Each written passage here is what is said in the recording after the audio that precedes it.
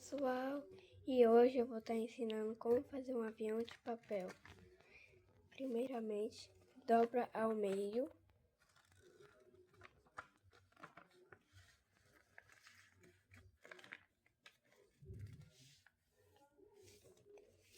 Segundamente, dobra as pontinhas, mais ou menos assim, para ficar mais fácil.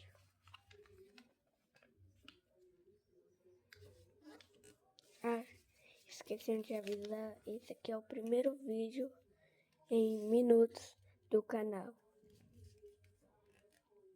Ensinando alguma coisa, né?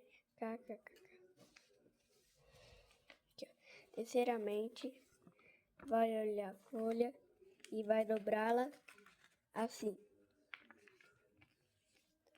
até chegar mais ou menos aqui, ó, do papel. Quartamente, né? Errei, desculpa.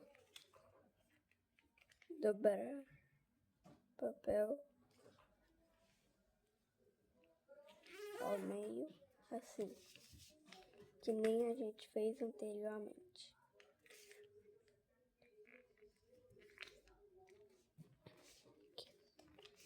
Quintamente, a gente vai fazer assim nas duas partes, inclusive nessa. Pronto. Depois disso, você não vai deixar assim, você vai redobrar que nem você dobrou anteriormente. Sextamente, você deve dobrar ela ao meio, o avião de papel.